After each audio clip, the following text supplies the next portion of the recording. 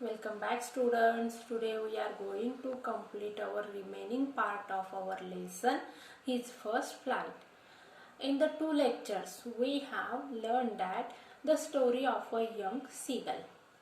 The young seagull was very afraid to fly in the sky. So he did not dare to fly in the sky, and his siblings were successfully flying in the sky. His parents scolded him. They also did not give him food to eat.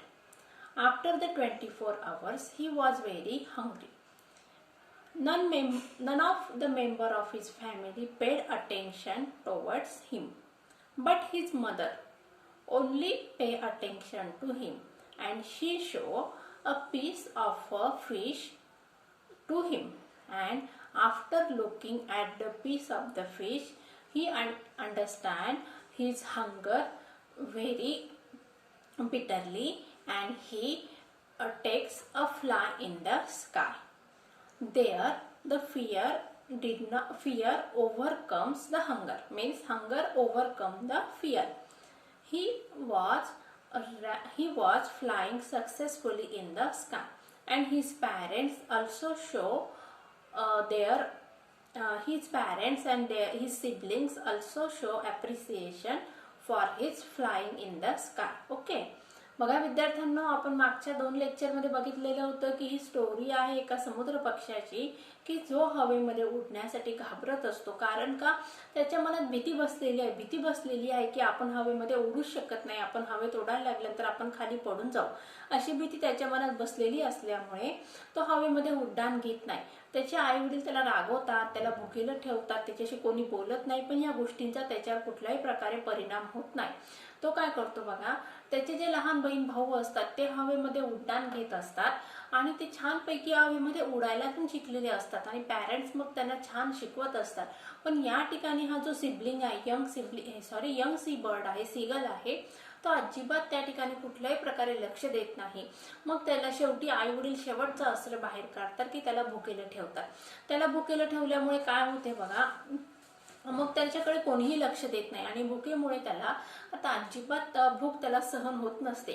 आणि आई काय करते, मग त्याला एक माशाचा तुकडा दाखवते आणि त्याच्याजवळ तो माशाचा तुकडा घेऊन उडून जाते. आणि जशी त्याची आई त्याच्या जवळ येते त्याच वेळी मग तो तुकडा आईच्या चोचीतून हिसकावून घेण्यासाठी हा सीबर्ड काय करतो, उड्डाण घेतो आणि तो उडायला प्रयत्न करतो. आणि त्या ठिकाणी मग हळूहळू अनपेक्षितरित्या, म्हणजे त्याच्याकडून कुठल्याही प्रकारे अपेक्षितरित्या असा प्रयत्न केलेला गेलेला आहे का, तर नाही, तर भुकेमुळे आपल्याला अन्न मिळवायचं या दृष्टीने आपसूक त्याच्याकडून हवेमध्ये उड्डाण घेण्यात आलेलं आहे. मग तो ज्यावेळेस हवेमध्ये उड्डाण घेतो त्यावेळेस मग त्याला प्रेरणा देण्यासाठी, इन्स्पायर करण्यासाठी त्याचे पॅरेंट्स, त्याचे जे ब्रदर अँड सिस्टर आहेत ते पण त्याच्याजवळ येतात, त्याला चिअर अप करत आहेत. मग आता या लास्ट सेशनमध्ये आपल्याला काय घडलेलं आहे पुढे ते आपल्याला शिकायचं आहे. चला तर मग सगळ्यांनी पुस्तकं ओपन करायची आहेत. पेज नंबर काढा बघा, 33. First passage.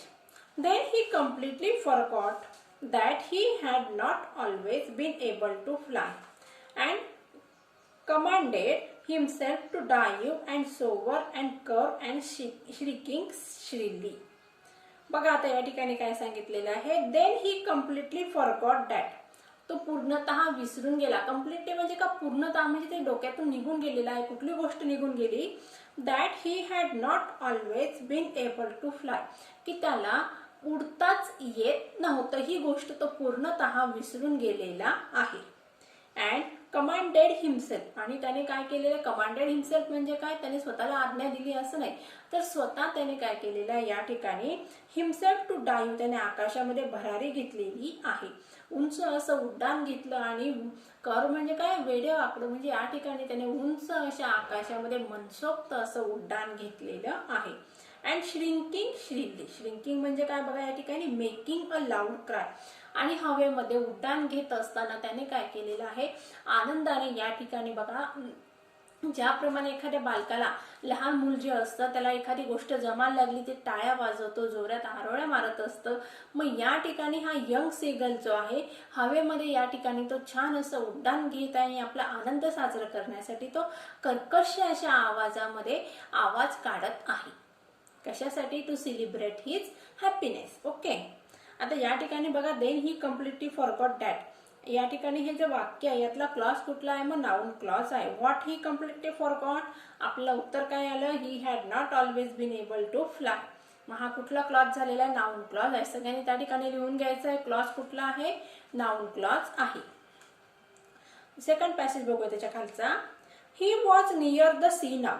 आता तो कुठं आला तर बघा अवकाशातून उड्डाण झालेला आहे आणि तो आता समुद्राच्या जवळ आलेला आहे.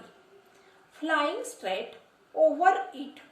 आणि स्ट्रेट ओव्हर इट म्हणजे काय? आता तो समुद्राच्या सरळ उंचा म्हणजे वरतून तो अवकाशामध्ये भरारी घेत होता.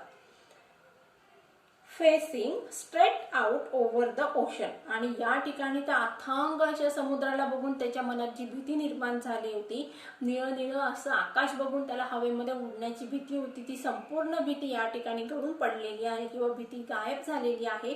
आणि या ठिकाणी वरती अवकाशामध्ये छान असं उंच असं उड्डाण घेतल्यानंतर तो आता समुद्राच्या जवळ आलेला आहे. आणि निळं असं अवाढव्य असा समुद्र बघितल्यानंतर पण त्याच्या मनात कुठल्याही प्रकारची भीती नाही आहे. Facing straight. फेसिंग म्हणजे काय? या ठिकाणी तो तोंड देत आहे म्हणजे या ठिकाणी त्याच्या मनातील भीती काय झालेली? गायब झालेली आहे. Straight out over the ocean म्हणजे समुद्राच्या वरती त्या ठिकाणी तो हवेमध्ये उड्डाण घेत आहे. He saw a vast green sea beneath him. आणि त्याने काय बघितलं बघा? He saw. त्याने बघितलं काय? बघितलं व्हास्ट म्हणजे भला मोठा असा, अवाढव्य असा, ग्रेट असा ग्रीन सी. आता समुद्र कसं सांगितलेलं आहे? ग्रीन सांगितलं आहे. कारण का? त्या ठिकाणी शेवाळ वगैरे असेल पाण्यामध्ये म्हणून त्या ठिकाणी पाण्याचा कलर काय सांगितलेला आहे? ग्रीन सी म्हटलेला आहे समुद्राला. बेनिथ हिम म्हणजे त्याच्या खाली जो समुद्र आहे तो कसा आहे? ग्रीन आहे. With a little ridges moving over it. Ridges म्हणजे बघा चेन ऑफ द हिल्स. आता त्याने वरती अवकाशामध्ये उड्डाण घेताना खाली काय बघितलं? अवाढव्य असा समुद्र बघितला. आणि त्याच नंतर काय सांगितलंय? With a little ridges moving over it. आणि त्याच्यावरती त्याला काय दिसलेलं आहे? समुद्राच्या वरती छोटे छोटे अशा चेन ऑफ द हिल्स, पर्वताच्या कडा त्याला दिसलेल्या आहेत. अँड ही टर्न हिज बीक साइडवेज अँड कॉ अम्युजली. आणि मग त्याने काय केलं बघा? टर्न हिज बीक साइडवे. आणि त्याची चोच आजूबाजूला फिरवलेली आहे किंवा साइडवेज म्हणजे काय? बाजूच्या साईडने. अँड कॉ अम्युजली. अम्युजली म्हणजे काय? प्लेजरेबली. आणि तो पुन्हा मग या ठिकाणी काय करायला लागलेला आहे? आपलं गाणं गायला लागलेला आहे. His parents and his brothers and sisters had landed on this green flooring ahead of him. आता या ठिकाणी बघा त्याचे पॅरेंट्स म्हणजे त्याचे मम्मी पप्पा आणि त्याचे ब्रदर अँड सिस्टर ते कुठं आलेत बघा? Had landed past perfect tense on this green flooring ahead of him. म्हणजे त्या हिरव्या अशा समुद्रावर ते फ्लोरिंग म्हणजे काय? या ठिकाणी फ्लोअर म्हणजे जमीन. पण या ठिकाणी ते कुठं आलेत? मग अवकाशातून ते जमिनीवर म्हणजे कुठं आलेत? ते समुद्रावर आलेले आहेत. समुद्राच्या ठिकाणी ते आलेले आहे. अहेड ऑफ हिम म्हणजे काय? या सीगलच्या पूर्वेच ते त्या ठिकाणी समुद्रामध्ये ते आलेले आहेत. दे वेअर बेकनिंग टू हिम. आता या ठिकाणी बेकन म्हणजे काय? टू गिव्ह अ सिग्नल और टू मूव्ह नियर और टू फॉलो. मग या ठिकाणी त्याचे पॅरेंट्स त्याचे ब्रदर अँड सिस्टर त्याला काय सांगत आहे? वरतून अवकाशातून तू आता खाली समुद्राकडे ये, समुद्राच्या दिशेने झेपाव अशासाठी ते त्याला बोलवत आहेत. कॉलिंग श्रीली कर्कश आवाजात त्याला साथ घालत आहेत. He drop his legs to stand on the green sea. मग आता त्याने पण आई वडिलांचे जे रिस्पॉन्स आहे किंवा आई वडिलांनी त्याला बोलवलं म्हणून तो सुद्धा समुद्राच्या दिशेने आलेला आहे. त्या ठिकाणी काय केलं बघा त्याने? He drop his legs to stand on the green sea. आता त्याने पंख खाली अवकाशात उडण्यासाठी पंख पसरवलेले होते पण या ठिकाणी त्याला समुद्राच्या पाण्यावर तरंगायचं आहे म्हणून त्याने त्या ठिकाणी त्याच्या पायांचा उपयोग केलेला आहे. His legs sank into it. आणि मग या ठिकाणी त्याचे पाय त्या ठिकाणी त्याने पाण्यामध्ये बुडवलेले आहेत. He screamed with fright and attempted to rise again flapping his wings. आता पहिल्यांदाच तो त्या ठिकाणी समुद्राच्या पाण्यावर आलेला आहे आणि या ठिकाणी त्याने जरी हवेमध्ये यशस्वीरित्या उड्डाण घेतलेलं असलं पण या ठिकाणी समुद्राच्या पाण्याबरोबर पोहायला किंवा समुद्राच्या पाण्यामध्ये तरंगण्यासाठीची त्याचं प्रशिक्षण पूर्ण झालेले नव्हतं. मग या ठिकाणी तो थोडासा घाबरलाय. काय केलं बघा त्याने? His legs sank into it. He screamed with fright. त्याचे पाय त्या ठिकाणी पाण्यात बुडाले. मग त्या ठिकाणी तो घाबरून गेला आणि तो जोरात ओरडलेला आहे. Attempt to rise again flapping his wings, आणि मग त्या समुद्राच्या पाण्यावर न थांबता हवेत उडण्यासाठी त्याने पंखांचा फडफडलेले आहेत. But he was tired and weak with hunger. Tired म्हणजे काय म्हणतो, आता खूप दमलेला होता, कारण मागच्या 24 तासापासून त्याच्या पोटामध्ये अन्न नव्हतं आणि त्याचबरोबर त्याने पहिल्यांदा हवेमध्ये उड्डाण घेतलेलं होतं आणि त्यामुळे तो आता खूप दमलेला होता. वीक विथ हंगर, आणि भुकेमुळे तो कसा झालेला होता, त्याला खूप भूक लागलेली होती. And he could not rise, मग त्यामुळे तो आता उठू शकत नव्हता. Exhausted by the strange exercise. Exhaust म्हणजे काय, विअर आउट, तो दमलेला होता आता या ठिकाणी. स्ट्रेंज म्हणजे काय, विचित्र असतं. एक्सरसाइज म्हणजे काय, व्यायाम करून तो आता या ठिकाणी दमलेला होता. His feet sank into the green sea and then his belly touch it. मग आता त्याचे पाय बघा कुठं बुडालेले होते, हिरव्या अशा समुद्रामध्ये त्याचे पाय बुडालेले होते. आणि then his belly touch it, आणि त्याचं जे पोट होतं ते पाण्याच्या पृष्ठभागाला स्पर्श करत होतं. And he sank no further. आणि आता या ठिकाणी बघा तो बुडत होता का, मग पाण्यामध्ये नाही, कारण त्याने काय केलं, त्याच्या पोटाच्या मदतीने तो आता पाण्यावर तरंगायला लागलेला होता. पहिले काय करतो, पायाच्या साहाय्याने पाण्यामध्ये बुडत होता, पण या ठिकाणी त्याने काय केलं तर आपल्या पोटाच्या मदत घेतलेली आहे आणि त्या पोटाच्या मदतीने त्याने काय केले, पाण्यावर तरंगून राहिलेला आहे. He was floating on it. Around him his family was screaming praising him. आणि त्याच्या अवतीभोवती मग त्याचे पॅरेंट्स, त्याचे ब्रदर अँड सिस्टर, त्याचं जे हे समुद्रातील जे त्याचं पोहणं आहे ते सुद्धा ते आनंद एन्जॉय करत आहे. ते काय करत आहे बघा, स्क्रीमिंग, किंचाळत आहे, आणि त्याचबरोबर प्रेझिंग म्हणजे त्याचं कौतुक करत आहे. Around him and there bigs were offering him scraps of dog fish. आणि मग देअर बिग्स म्हणजे काय, मग त्याचे पॅरेंट्स, त्याचे ब्रदर अँड सिस्टर काय करत आहे, त्याला फिश, डॉग फिश म्हणजे काय, अ काइंड ऑफ फिश, त्याच्यापर्यंत ते फिश आणून देत आहे. बघा आतापर्यंत त्याला उपाशी ठेवण्यात आलं, त्याचे पॅरेंट्स त्याला कुठल्याही प्रकारे अन्न देत नव्हते, 24 तासापासून तो उपाशी होता. पण या ठिकाणी हा यंग सीगल पोहायला शिकलेला आहे, त्याचबरोबर पाण्यामध्ये शिकार करायला तो शिकलेला आहे आणि हवेमध्ये त्याने छान असं उड्डाण घेतलेलं आहे. आणि मग त्याचा हा आनंद सेलिब्रेट करण्यासाठी किंवा त्याला प्रोत्साहनपर बक्षीस देण्यासाठी त्याचे जे पॅरेंट्स होते, त्याचबरोबर त्याचे ब्रदर सिस्टर होते, ते पण त्याला काय देत होते, या ठिकाणी डॉग फिश आणून देत होते. He had made his first flight. आणि अशा प्रकारे हॅड मेड म्हणजे पास्ट परफेक्ट टेन्स, त्याने त्याचा अवकाशातील पहिलं उड्डाण घेतलेलं होतं. अशा प्रकारे विद्यार्थ्यांना आज आपण अतिशय असा सुंदर असा इन्स्पायरेशनल स्टोरी शिकलेली आहोत. मला वाटतं तुम्हाला सगळ्यांना ती समजलेलीच असेल. आता चला आपल्याला काय करायचं आहे, वॉर्मिंग अप इंग्लिश वर्कशॉप हे सेशन कंप्लीट करायचं आहे. चला सगळ्यांनी पेज नंबर 34 काढा. पहिलं बघा स्टेटमेंट. पहिला प्रश्न जो आहे, state whether the following statements are true or false. खाली काही विधानं दिलेली आहेत, ती चूक का बरोबर आहे ती आपल्याला शोधायची आहे किंवा लिहायची आहे. पहिले बघा, A, the young seagull was not confident about the ability of his wings. Young सीगलला कॉन्फिडंट म्हणजे काय, त्याला आत्मविश्वास नव्हता की आपण अबाउट हिज विंग्स म्हणजे त्याच्या पंखांवर त्याला विश्वास नव्हता. मग हे स्टेटमेंट कसं आहे, बरोबर आहे. सेकंड बी बघूया. The young seagull's parents guided and improve his siblings in the art of flying. Young सीगलच्या पॅरेंट्सने काय केलं, सिबलिंग्स म्हणजे काय, त्याचे ब्रदर अँड सिस्टर यांना त्यांनी हवेमध्ये उडण्याची कला शिकवलेली आहे. उत्तर कसं आहे, स्टेटमेंट कसं आहे, बरोबर आहे. See, when the young seagull pretended to be falling asleep, his parents noticed him. आता यंग सीगल प्रिटेंड म्हणजे काय, नाटक करत होता, तो दाखवत होता की आपण झोपी जात आहोत. त्यावेळेस त्याच्या पॅरेंट्स त्याच्याकडे लक्ष दिलं होतं का, तर नाही. मग हे स्टेटमेंट कसं आहे, रॉंग आहे. सी स्टेटमेंट कसं आहे, रॉंग आहे. डी स्टेटमेंट वाचूया. Flying across the young seagull, the mother drop a piece of fish into his beak. आईने काय केलं बघा, आपल्या बाळाजवळ म्हणजे यंग सीगल जवळ उडत जात असताना त्याच्या चोचीमध्ये त्याने आईने माशाचा तुकडा टाकलेला आहे. दिलेला आहे का आईने, तर नाही. आईने काय केलं, फक्त त्याला लालूच दाखवली की जेणेकरून तो यंग सीगल तिच्याजवळ येईल. म्हणून हे स्टेटमेंट कसं आहे, रॉंग आहे. दुसरा बघूया प्रश्न. Complete the following statements.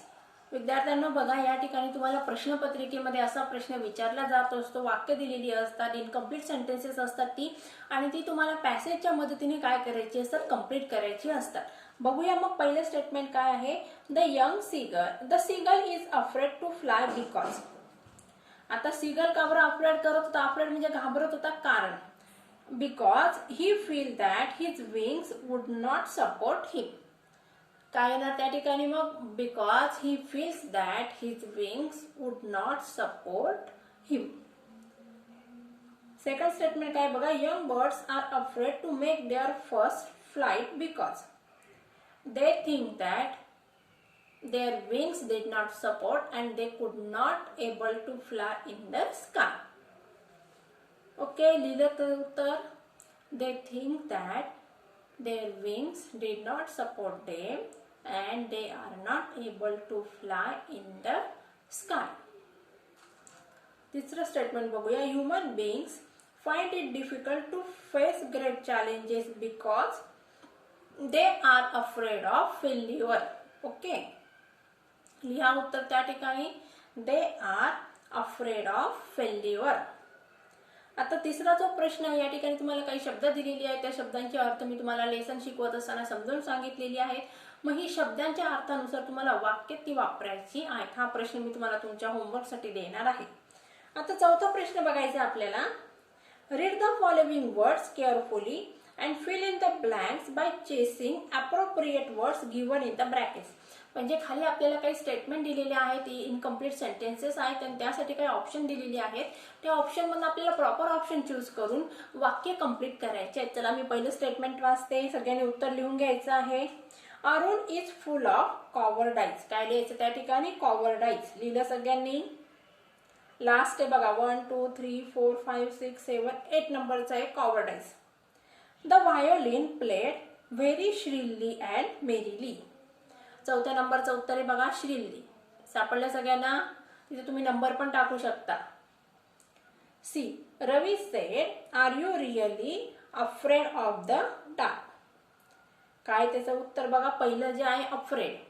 त्या ठिकाणी लिहा अफ्रेड. मग डी वाचते मी statement. The whole village plunge into darkness. दुसरं जे आहे प्लंग म्हणजे संपूर्ण गाव अंधारामध्ये बुडालेलं आहे. प्लंग. ई वाचते बघा मी. The lions dash dash their prey and hungrily. या ठिकाणी काय लिहायचंय बघा.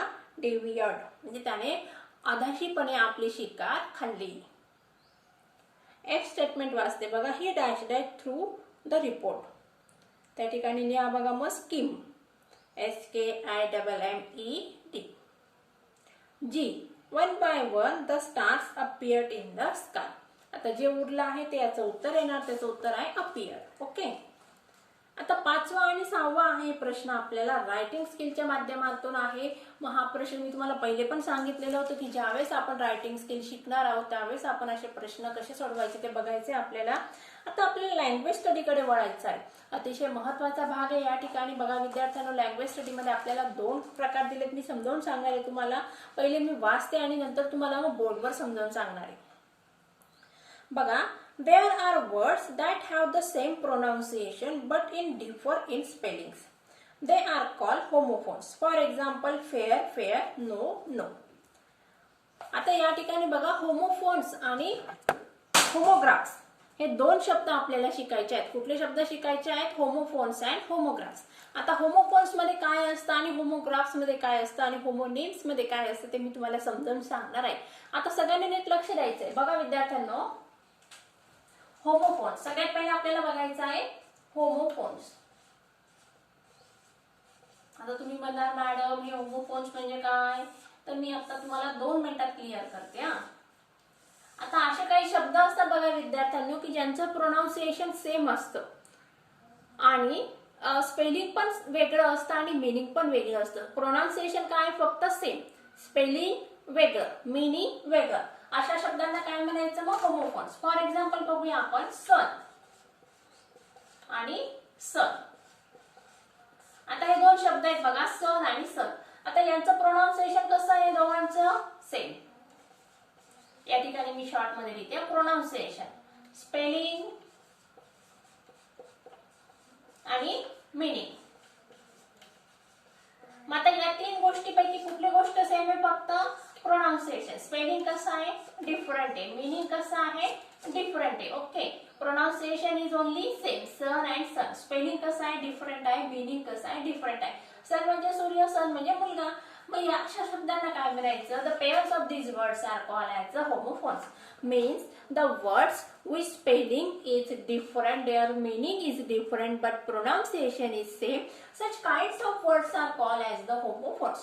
मग होमोफोन्स म्हणजे काय एकदा परत समजावून सांगते बघा. असे काही शब्दांचा असा समूह की ज्यांचं स्पेलिंग कसं आहे वेगळं आहे, मीनिंग कसं आहे वेगळं आहे, पण कुठली गोष्ट सेम आहे फक्त प्रोनाउन्सिएशन. कुठली गोष्ट सेम आहे प्रोनाउन्सिएशन हे फक्त सेम आहे, स्पेलिंग आणि मीनिंग कसं आहे डिफरंट आहेत.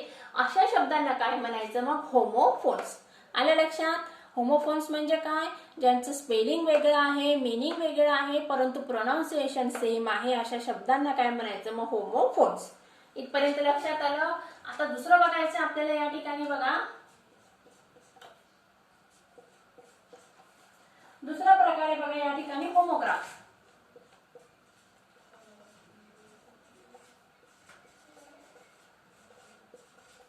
आता होमोग्राफ मध्ये बघा काय असतं, spelling same, okay, pronunciation same, but meaning is different.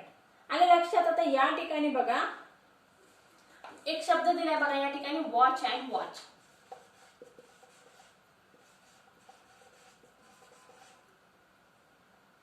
आता या ठिकाणी बघा यांचं प्रोनाउन्सिएशन आहे सेम, ओके, प्रोनाउन्सिएशन आहे सेम, स्पेलिंग आहे सेम, आणि मीनिंग कसं आहे meaning is different. Such kinds of words are called as the homographs. काय म्हणायचं यांना मग होमोग्राफ्स. परत एकदा समजून सांगते बघा. होमोग्राफ्स म्हणजे काय? ज्या शब्दांचं स्पेलिंग कसं आहे सेम आहे, प्रोनाउन्सिएशन कसं आहे सेम आहे, मग अशा शब्दांना काय म्हणायचं होमोग्राफ्स. आता वॉच म्हणजे काय? टू वॉच म्हणजे काय? बघणे किंवा लक्ष देणे, आणि वॉच म्हणजे काय मग आपल्या हातातली वॉच, घड्याळ. आता या शब्दांचं प्रोनाउन्सिएशन कसं आलं सेम आलेलं आहे, स्पेलिंग कसं आहे सेम आहे, पण त्यांचं मीनिंग कसं आहे वेगवेगळं आहे. कारण वॉच म्हणजे काय? हे एक वॉच म्हणजे आपण उभ्या अर्थाने वापरतो, आणि हे दुसरं वॉच म्हणजे काय मग आपण हातात जे घालत असतो घड्याळ, त्याला काय म्हणायचं वॉच. मग अशा या शब्दांच्या जोड्यांना काय म्हणायचं होमोग्राफ. तर ऍक्ट घेऊया आपण, ACT ऍक्ट. ओके बघा ऍक्ट आणि ऍक्ट. आता हे ऍक्ट म्हणजे काय? One act play. आणि हा ऍक्ट म्हणजे काय बघा विद्यार्थ्यांनो? Perform in the drama.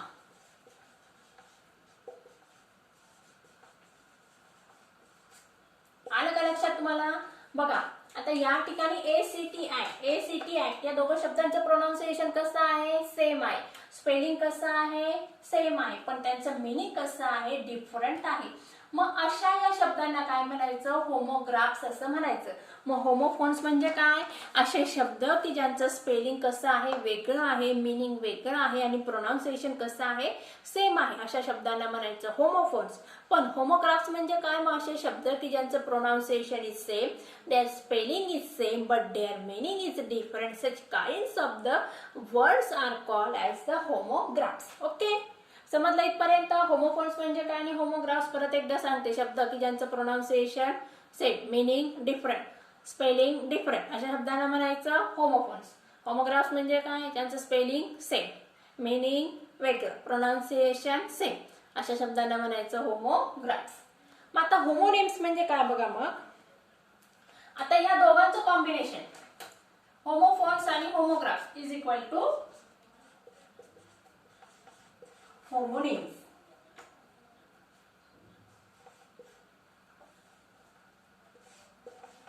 यांना काय म्हणायचं होमोनिम्स. कोणाकोणाला होमोफोन्स आणि होमोग्राफ्स मिळून जे काय बनत असं त्याला म्हणायचं होमोनिम्स. फॉर एक्झाम्पल बघूया आपण ब्ल्यू आणि ब्ल्यू, यांना काय म्हणायचं होमोनिम्स. आता होमोनिम्स म्हणजे काय विद्यार्थ्यांनो? होमोफोन्स आणि होमोग्राफ्स हे दोघं मिळून जो काही नवीन शब्द बनत असतो त्याला काय म्हणायचं homonyms. Homophones is equal to homophones plus homographs is equal to homonyms. आलं लक्षात? होमोफोन्स आणि होमोग्राफ्स मिळून जे काही बनत असतं, नवीन कॉम्बिनेशन बनत असतं, त्याला काय म्हणायचं? होमोनिम्स. आता या ठिकाणी मी तुम्हाला एक्झाम्पल उत्तर सांगते, ते लिहून घ्यायचे आहेत. मला वाटतं तुम्हाला सगळ्यांना मी काही जे सांगितलेलं आहे ते समजलं असेल, त्यामुळे मी या ठिकाणचं डिटेलमध्ये आता वाचत बसणार नाहीये. Give the homophones of the following. आता होमोफोन्स सांगितले, सॉरी हे याचं एक्झाम्पल नाही आहे, ते वेगळा प्रश्न आहे, मी तो या ठिकाणी ऍड करून टाकला. मग होमोफोन्स आणि होमोग्राफ्स मिळून होमोनिम्स बनत असतं. आता या ठिकाणी काय म्हटले त्यांनी, या ठिकाणी एक्झाम्पल दिलेलंच नाही त्यांनी आपल्यासाठी. आणि प्रश्न आहे हा पुढचा, give the homophones of the following. आता ब्ल्यू, आता होमोफोन्स ब्ल्यूचं काय येणार?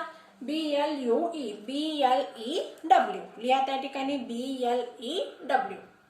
पुढचं आहे बघा बियर, BEAR. दुसरं काय लिहिणार? BARE, bare. Beat, BEET, BEAT. TO2, TWO2. Son, SON, SUN. आता या ठिकाणी दुसरा प्रश्न आहे बघा विद्यार्थ्यांनो, find from the lesson the homophones of the following. आता होमोफोन्स आपल्याला शोधून काढायचे आहेत. मी उत्तरं सांगते, तुम्ही लिहून घ्यायचे प्रत्येकाने. पहिले बघा SEE, मग त्याचा होमोफोन्स लिहा या ठिकाणी SEA. सेकंड आहे वुड, WOOD दिले त्यांनी, मग आपल्याला त्या ठिकाणी लिहायचं आहे WOULD, वुड. लिहिलं सगळ्यांनी? WOULD. तिसरा आहे बघा देअर, THERE, त्या ठिकाणी लिहा देअर, THEIR. आता सेम दिले बघा या ठिकाणी SCENE, मग त्या ठिकाणी लिहायचं आपल्याला SEEN. पाचवं आहे बघा ओन, WON, मग त्या ठिकाणी OWN लिहा. काय लिहायचंय? OWN. सहावं आहे बघा EYE, मग त्या ठिकाणी I. पीस, PEACE, उत्तर लिहा PIECE. सहावं आहे बघा थ्रू, THREW, तिथं लिहा THROUGH. हेन्स, HENCE, लिहा तिथं HENS. KNOT, not, NOT, not. आता बी बघायचं आपल्याला, explain how the underline homographs differ in meaning. He saw his first two brothers.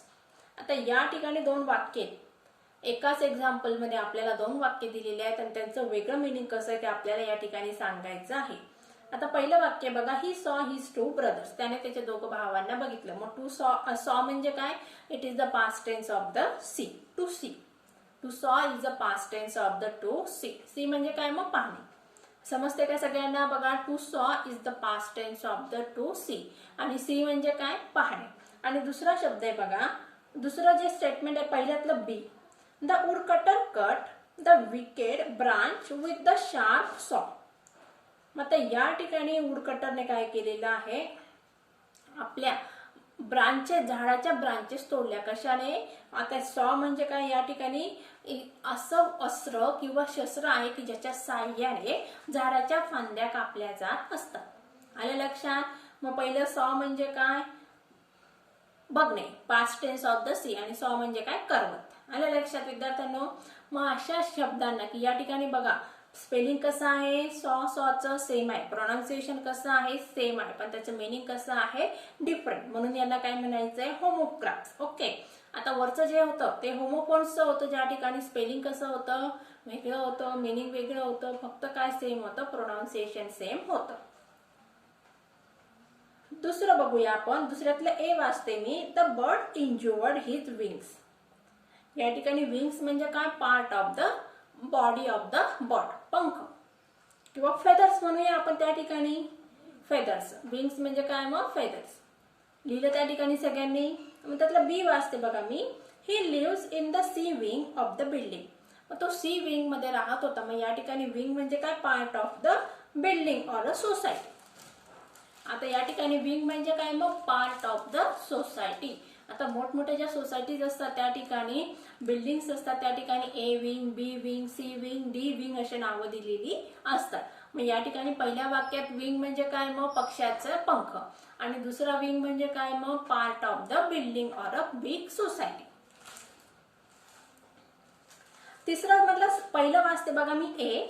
The aeroplane will land at 9 PM sharp. आता विमान 9 वाजता, कधी, रात्री, शार्प म्हणजे बरोबर 9 वाजता विमान येणार आहे. मग या ठिकाणी लँड म्हणजे काय, मग bring on the place, bring at a place on the piece of a ground. या ठिकाणी लँड म्हणजे काय, जमिनीवर येणे. Okay.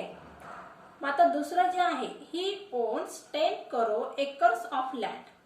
He owns 10 acre of land.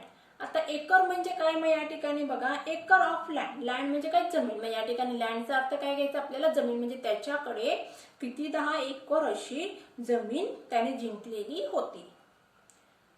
समजलं इथपर्यंत विद्यार्थ्यांना? चौथं बघूया. चौथ्यातलं पहिलं, the head of the institution was on leave. Head म्हणजे शब्दशः आपण अर्थ घेतो डोकं, पण या ठिकाणी डोकं अर्थ घ्यायचं आहे का, नाही, कारण हे काय आहे, होमोग्राफ्स आहे. होमोग्राफ्स मध्ये काय असतं, स्पेलिंग सेम असतं, प्रोनाउन्सिएशन सेम असतं, पण मिनिंग वेगळं असतं. म्हणून पहिल्या वाक्यात the head of the institution म्हणजे काय, ती जी संस्था होती त्यांचे जे मेन होते, डायरेक्टर होते, ते काय होते, अब्सेंट होते. मग या ठिकाणी पहिल्याचं काय घ्यायचं आपल्याला, इनचार्ज ऑफ. ओके, लिहा त्या ठिकाणी इनचार्ज ऑफ किंवा मेन बॉडी. आता बी म्हटलं काय बघा, B statement, he bend his head down with chin. मग या ठिकाणी त्यांनी त्याचं डोकं खाली घातलं. मी या ठिकाणी हेड काय, it is a part of the body. दुसऱ्या वाक्यात हेड म्हणजे काय, मग पार्ट ऑफ द बॉडी. आणि पहिल्या वाक्यातलं हेड म्हणजे काय, इनचार्ज ऑफ द इन्स्टिट्यूशन. आता तिसरा जो प्रश्न आहे तो बघायचा आपल्याला. Read the following sentences carefully, underline the verbs and find out the tense in the sentences. मग आपल्याला खाली काही वाक्य दिलेली आहेत, त्यातलं आपल्याला टेन्स ओळखायचं आहे. विद्यार्थ्यांना मी तुम्हाला लेसन शिकवत असताना नेहमी काय करत असते, टेन्स सांगत असते. तुम्हाला सांगते की वाक्यातला टेन्स लिहून घ्या, या ठिकाणी व्हॉइसचं उत्तर सांगते मी, ते लिहून घ्या, क्वेश्चन टॅग लिहून घ्या. मग अशी प्रश्न तुम्हाला तुमच्या प्रश्नपत्रिकेमध्ये विचारलेली असतात. आता पहिलं वाक्य बघा, त्यातलं ए. The sun was now ascending the sky. Was ascending. मग past continuous tense. काय लिहायचं त्या ठिकाणी, past continuous tense. B statement आहे बघा, still they took no notice of him. took, take चा past tense आहे, म्हणजे simple past tense. तिसरं वाक्य बघा, C. She is standing on the little high hump on the plateau. Is standing म्हणजे present continuous tense. He leaned out eagerly. या ठिकाणी लीन ED लागलेला आहे, म्हणजे सिंपल पास्ट टेन्स आहे. ही जस्ट फेल्ट डिझी. या ठिकाणी परत काय, मग सिंपल पास्ट टेन्स आहे.